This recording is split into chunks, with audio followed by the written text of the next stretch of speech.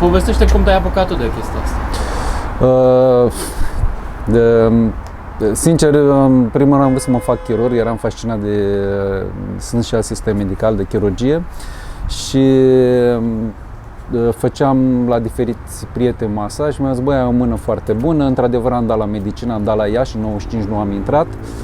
Eu în timpul ăsta făceam pozliceală sanitar și m-am hotărât să fac kinetoterapia. Am terminat kinetoterapia în București, în 2002 și am început ușor, am început să am căutări, nu prea aveam acces la informație pe timpul ăsta, nu aveam internet. Norocul meu foarte mare a fost când am fost solicitat la fizioterapeut la Cupa Davis. Cupa Davis e echipa de tenis a României. În momentul când am intrat la Cupa Davis, recunosc, nu prea aveam experiență, dar m-au plăcut foarte mult tenismenii și de la Cupa Davis la Cupa Davis eu evoluam, aveam căutări, le-a plăcut și am avut o perioadă când am călătorit cu ei în turnee și atunci am început să descoper într-adevăr meseria. Am început să descoper meseria, am avut acces la informații, am avut acces la cursuri în străinătate și atunci am început să dezvolt și la un moment dat am stat de vorbă cu un tip chiar de seama mea, era destul de evoluat și aveam foarte multe în cap, adică studiasem foarte multe tehnici de recuperare. Eu sunt fascinat mult de terapia manuală. Am descoperit că terapia manuală era imensă. Am descoperit că nu era numai o terapie manuală curată, era mai multe tipuri de terapie manuală și nu știam ce să aplic, ce să nu aplic și el mi-a zis așa, vezi, fii atent, apucă-te și fă-ți în capul tău, structurează-te și vezi ce te atrage mai mult și fă-ți stilul tău propriu. Da? Și asta am făcut. Ce m-a atras foarte mult în evoluția mea pe kinetoterapie, m-a atras partea asta musculară, pentru că am observat, dacă speculez partea asta musculară, pot rezolva foarte multe lucruri. O articulație blocată, chiar și în anumite artroze, dacă relaxezi musculatura, îmbunătățești circulația în zona respectivă, faci un program de exerciții specific în care nu soliciți articulația sau chiar pentru coloană vertebrală, ai rezultate foarte bune. Și m-a fascinat asta și am evoluat ușor. Și am avut întotdeauna, că mă întreabă foarte multă lume, dacă vreodată mi-am închipuit că pot să ajung, să zic, să evoluez din punct de vedere profesional la un nivel bun. Și eu întotdeauna m-am văzut, sincer, așa. Aveam viziunea asta și visam. Și am început ușor, am început cu un cabinet la Federația Română de Tenis, după aia am închiriat un apartament în nordul aici, după aia am închiriat și o garsonieră de lângă. Dar foarte important, în perioada evoluției mele, mi-am dat seama că am nevoie de o echipă. Și atunci am început să-mi formez echipa. În prima fază am format-o singur, dar după aia mi-am dat seama că avem nevoie de să evoluăm altfel și am început să facem cursuri, să aducem oameni din străinătate și să facem cursuri în clinică. Și acum, în clinică la noi avem un program de training de 2 ori pe săptămână, atât cu kinetoterapeuții noi, pentru că pe toți kinetoterapeuții noi îi luăm de la zero, să-i formăm conceptul nostru, și cât și pentru kinetoterapeuții cu experiență. Și regulat invităm pe cineva din străinătate, de facem cursuri. Acum e destul de greu, având în vedere că suntem aproape 200, să facem toți odată.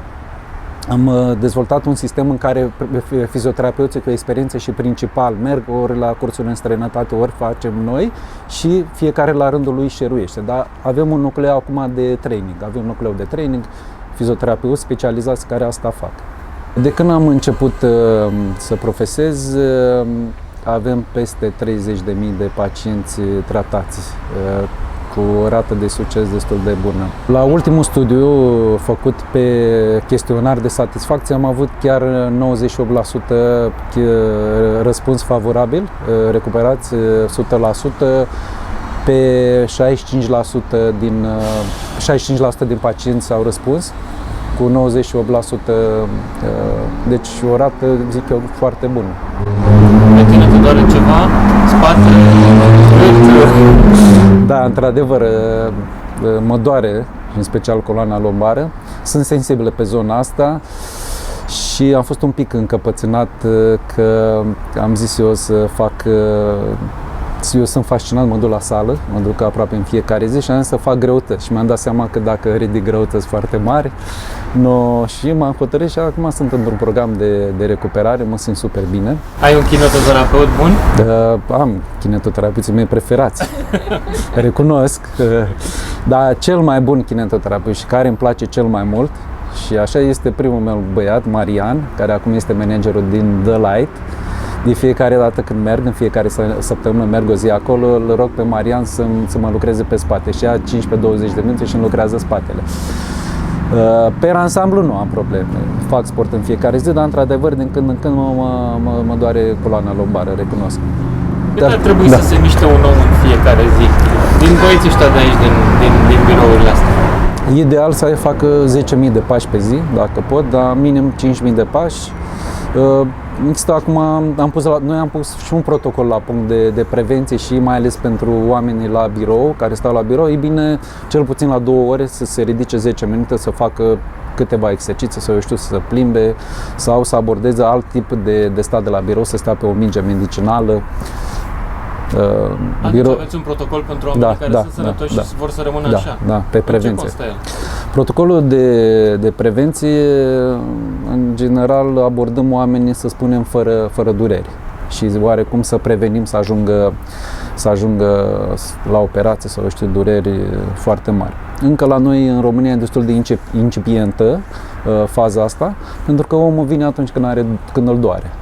Nu vine înainte, dar să știți că în ultima perioadă și mai ales înainte de pandemie, oamenii au fost foarte deschiși și mai ales semn aici că participă la maratoane sau la diferite competiții sportive, nu pentru amatori, nu profesioniști. Chiar e moda asta în care oamenii se duc la triatlon, se duc la maraton, se duc la... Până la ce punct e benefică și de unde începe să fie o problemă pentru sănătatea unui antrenat? Recunosc că ăștia sunt principalii noștri pacienți, pentru că știți ce se întâmplă în viața unui sportiv profesionist? Sportivul profesionist doar asta face. El are o echipă, se antrenează, mănâncă, se reface. În schimb, noi și muncim, avem și familie, vrem să facem și performanțe și atunci pot apărea tot felul de probleme, dar să știți că am întâlnit foarte mulți oameni perseverenți care chiar au reușit să participe la aceste competiții. Mi se par groaznice astea, triatlonul nu e ușor, adică trebuie chiar să te pregătești, să aloci energie ca lumea, dar cred că toată treaba este mentală. Aici dacă te setezi și intri în zona asta, reușești sigur. Ce înseamnă recuperarea postoperatorie? În ce constă ea? Care e programul? Ce trebuie să știe pacientul? Recuperarea postoperatorie este foarte importantă în funcție de recomandarea chirurgului și în special neurochirurg, ortoped, pentru că mai ales prima fază a recuperării depinde de indicațiile medicului respectiv. Medicul respectiv stabilește niște obiective terapeutice, adică dacă ai o coloană vertebrală, ne spune clar, vezi, fii atent, n-are voie să stea în picioare atât de mult timp, poziție fixă așa, să nu stea în anumite poziții, să nu facă efort, etc. Dar principalele obiective sunt să creștem flexibilitatea zonei respective, să întărim musculatura și să diminuăm durerea. Dacă avem flexibilitate, mușchi puternic, durerea dispare. Postoperator, foarte important și mai ales în post-hernii de disc, este și evoluția deficitului motor. Atunci când pacientul are o pareză, în funcție de asta depinde de cât de rapid pacientul se operează, pentru că sunt pacienți care sunt încăpățânați, ajung mai târziu la operație și această pareză se cronicizează, iar recuperarea este mai greoaie. Cu cât ajung mai repede la operație, se face decompresia pe nervi și atunci ne ajută și pe noi ca kinetoterapeuți, dar și pe pacienți să se recupereze mai rapid.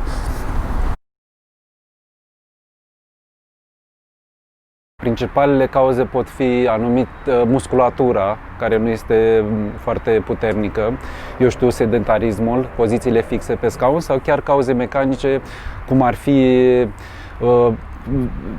venind treptat pe un efort fizic în fiecare zi sau, într-un traumatism, contuzie, accident rutier sau orice de genul ăsta.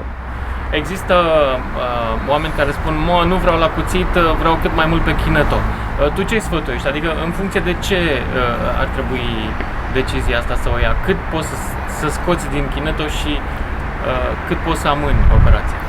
Din punctul nostru ca și specialiști, lucrurile aici sunt foarte clare. Este adevărat că eu sunt educat să gândesc conservator și automat gândul meu mă duce spre zona asta și încerc să caut soluții, dar cel mai important într-o problemă de coloană vertebrală este simptomatologia. Și în funcție de simptomatologie ne dăm seama clar dacă pacientul are nevoie de intervenție chirurgicală sau nu. De multe ori sunt mulți pacienți cu hernii mari de disc în care nu au simptomatologie. Ei testezi, au o simptomatologie cât de cât acceptabilă, care se pretează la tratament conservator prin kinetoterapie, fizioterapie, dar sunt pacienți cu hernii de disc mici care au durere atroce, pe nerv, de multe ori deficit motor. Dar asta ne indică cel mai mult și mai ales atunci când avem lucrurile sunt clare, atunci când apare deficitul motor sau început de pareză. Acum, dacă ne uităm la blocurile alea din spate, cam ce livrează ele cel mai frecvent în materie de pacienți? Într-adevăr, evoluția noastră modernă ne arată că pe zona asta musculoscheletală sau problemele pe care le avem, mai ales de spate, nu ne ajută foarte mult. De ce? Pentru că muncim foarte mult, stăm mult poziții fixe, stăm în poziții incomode și mai ales în ultima perioadă, faptul că am lucrat de acasă, mulți dintre noi nu am ieșit din rutina de birou, poate la birou aveam anumite, să zicem, condiții, un scaun mai ortopedic, birou mai înalt. De multe ori majoritatea lucrează din canapea sau poate lucrează uitându-se și la televizor sau în bucătărie mâncând, abordând diferite posturi vicioase, atrăgând după sine tot felul de probleme, atât de postură cât și de coloană vertebrală. Deci COVID-ul a făcut victime și la coloană. Într-adevăr, a făcut foarte multe victime, chiar după încheierea perioadei de urgență. Am avut foarte mulți pacienți cu probleme și mai ales dureri de spate. Și am tras concluzia că faptul că stăm mult, sedentarismul nu ne ajută absolut deloc. Mulți pacienți vin și ne spun treaba asta, că îi punem în mișcare anumiți mușchi de care ei nu știau.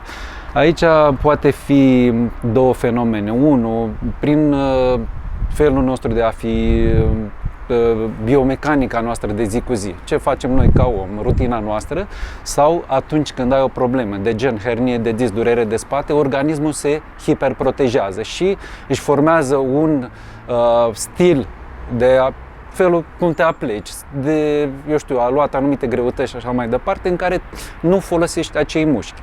În momentul când scapi de durere, de exemplu cum am fost la tine, post-operator, și ne-a permis să facem anumite exerciții, am putut lucra pe musculatura respectivă. Dar ce vreau să adaug aici, kinetoterapia are două principii de bază. Unul din principii este progresivitatea, în care să începem progresiv, și al doilea principiu este principiul analitic.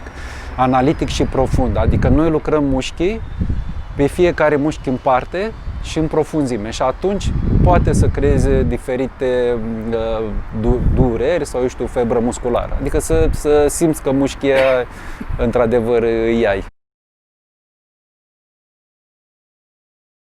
Are special pentru că noi avem o echipă de medici cu care lucrăm. Are special pentru că lucrurile se individualizează, adică înainte ca pacientul să poată începe un program de recuperare medicală, îi se face o evaluare musculoscheletală în funcție de evaluarea respectivă, stabilindu-se programul de recuperare medicală. În clinica noastră este foarte bine dotată. Noi avem chiar aparate unice în România. Și mai ales pe coloană vertebrală, avem un departament de coloană vertebrală unde avem niște aparate, lucrăm kinetoterapie robotizată în care facem niște teste computerizate. Prin testele astea testăm musculatura profundă a coloanei vertebrale și atunci de la nivelul respectiv plecăm cu pacientul și în momentul când se termină protocolul de recuperare, în funcție de starea lui, evaluarea musculoscheletală plus acest test, vedem la ce nivel îl duce și în funcție de fiecare reevaluare, aș putea să adaug că protocoalele noastre sunt gândite pas cu pas și în funcție de fiecare reevaluare la fiecare pas se stabilește următorul protocol pentru pacient. Ce trebuie să facă și pacientul? Că mi închipui că ok, voi puneți efortul ăsta. Ce așteptați voi de la pacient? Asta le spun întotdeauna. Mi-a zis să slăbesc, deci vreo 3 persoane. Da. Înțeles. E un subiect foarte delicat acesta cu slăbitul, într-adevăr ajută. Noi spunem pacientului doar atât, să fie perseverent, să vină la noi în clinică, că în rest ne ocupăm noi de tot. Și dacă vine cu consecvență, cu siguranță o să simtă bine, pentru că cel mai important în recuperarea medicală este să ai un program regulat, bine gândit și gândit termen mediu-lung. Doar așa putem avea rezultate bune.